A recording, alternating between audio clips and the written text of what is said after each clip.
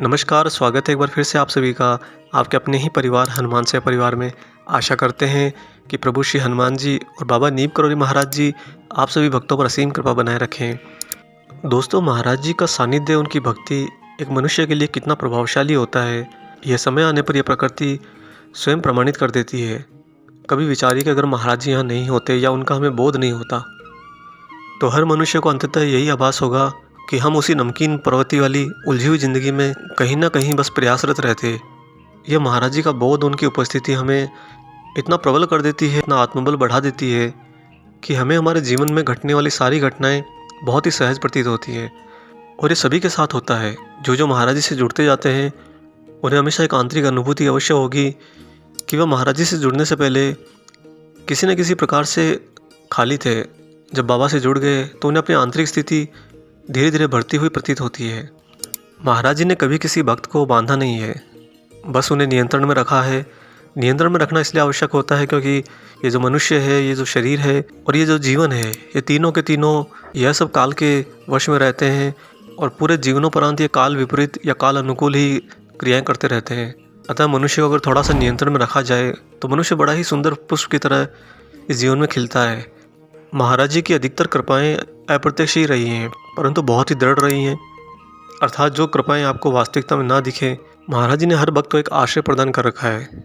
वह आश्रय बहुत ही सरल भी है और बहुत ही अलौकिक भी है। इस आश्रय को समझने के लिए आज का ये वीडियो आपके लिए लेकर आए हैं। वीडियो में अंत तक बने रहिएगा।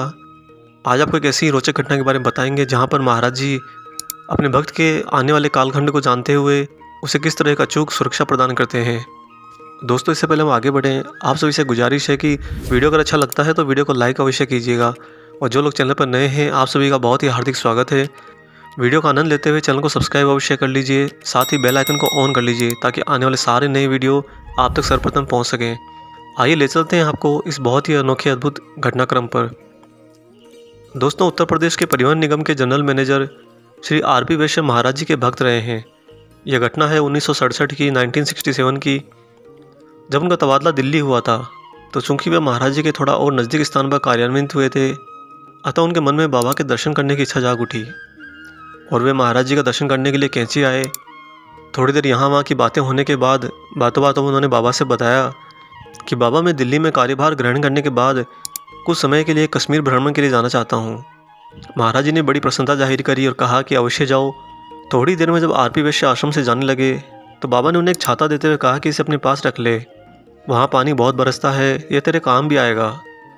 तब श्री वैश्य जी ने बड़े ही आदरपूर्वक निवेदन किया कि बाबा, मेरे पास तो घर में अपना छाता है, यहाँ आश्रम में ये छाता हो सकता है कई अन्य लोगों के काम आ जाए, आप इसे यहीं रहने दीजिए।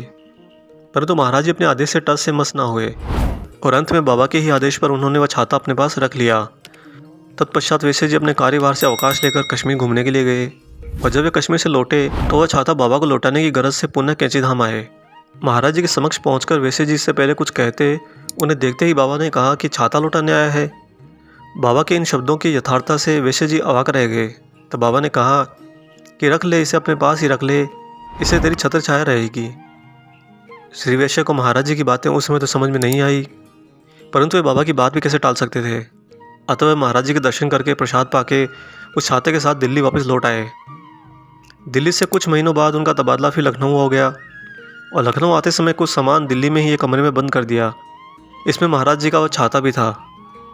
तत्पश्चात लखनऊ आने के कुछ दिनों बाद उनका स्वास्थ्य दिन प्रतिदिन अपने आप गिरने लगा।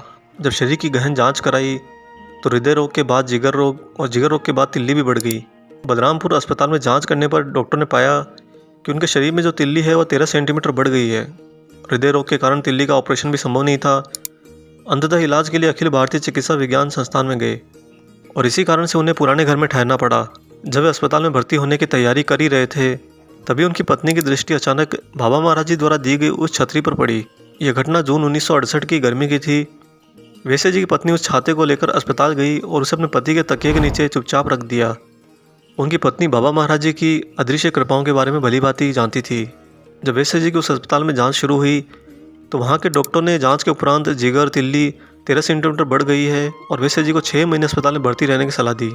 साथ ही डॉक्टर ने बताया कि महीने में एक गोली दी जाएगी जिसका असर 30 दिनों तक रहेगा और उससे तिल्ली 2.5 सेंटीमीटर घटेगी।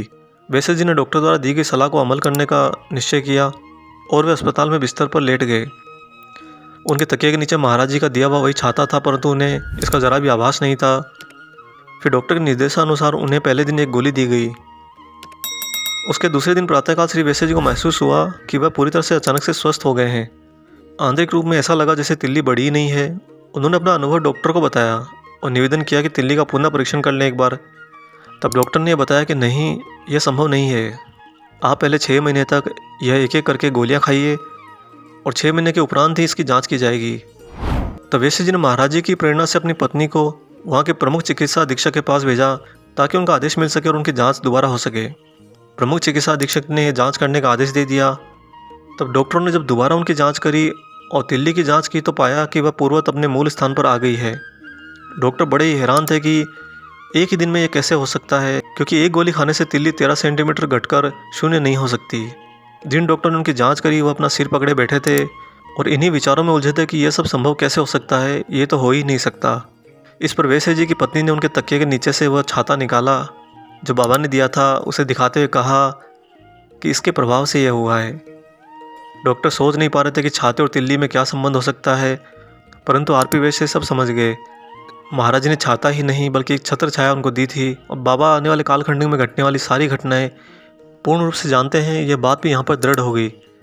दोस्तों, अनेकों भक्तों के ये प्रश्न भी रहते हैं कि अगर बाबा महाराज भविष्य का सब जानते हैं तो महाराज जी क्यों नहीं कालखंड में घटने वाली विपरीत परिस्थितियों को टाल दें या उन घटनाओं को हमारे जीवन से निकाल दें। तो उन्हें जान लेना चाहिए कि बाबा महाराज कभी भी प्रकृति के नियमों में हस्तक्षेप नहीं करते। महाराज जी हमेशा प्रकृतिमय रहते हैं और बाबा महाराज को हमेशा प्रकृति का लाडला कहा गया है, अर्थात प्रकृति उनके अंदर इस तरह से समाई हुई है कि वह बस इच्छा करें तो प्रकृति अपने रास्ते धीरे से मोड़ लेती है। जिस तरह एक बहुत बड़ी बहती नदी भी आवश्यकता अनुसार एक छोटी सी धारा में अपना रास्ता परिवर्तित कर लेती है।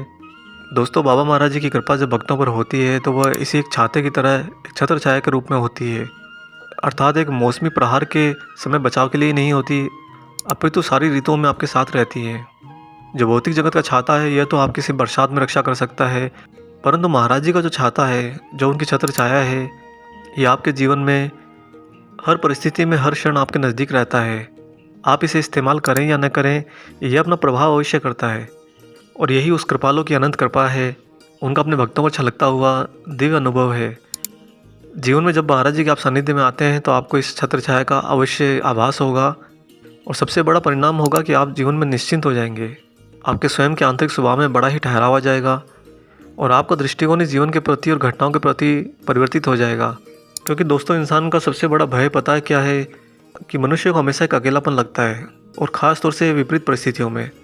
जब जीवन की घटनाएं बिल्कुल विपरीत हो जाती हैं तो मनुष्य हर तरफ देखता है कि उसके साथ अनेक मनुष्य भी हैं, ये समाज भी है, परंतु उसे गहरा अकेलापन महसूस होता है कि जब वह उन क्षणों के बिल्कुल आंतरिक स्वभाव में पहुँचेगा तो वास्तव में ये लोग उनका साथ नहीं निभाएंगे। उस समय तो उसका साथ बाबा महाराज जी की छत्र छाया ही निभाएगी, क्योंकि ये छत्र छाया एक ऐसी छत्र छाया है जो शायद आपके दृष्टिपटल में प्रत्यक्ष ना हो, परंतु ये निरंतर आपके साथ आपके स्वभाव में जुड़ी रहती है। बाबा महाराज जी किसी छत्र छाया को संभाले रखे हुए और इसका आनंद लेते हुए आज के इस वीडियो को विश्राम देते हैं। आशा करते हैं आप सभी को ये वीडियो पसंद आया होगा। वीडियो अगर अच्छा लगा है तो जाने से पहले लाइक अवश्य कर दीजिएगा और जो लोग चैनल पर नए हैं चैनल को सब्सक्राइब जरूर कर लें। मिलते हैं दोस्तों बहुत जल्दी ही एक और ऐसे ही शुभ अंक के साथ। तब तक अपना और अपने माता पिता का पूर्ण रूप से ख्याल रखिए और परम प्रभु श्री राम जी का गुणगान गाते हुए बाबा हनुमान जी और बाबा महाराज जी की निस्वार्थ होकर सेवा करते रहिए। जय सिया राम।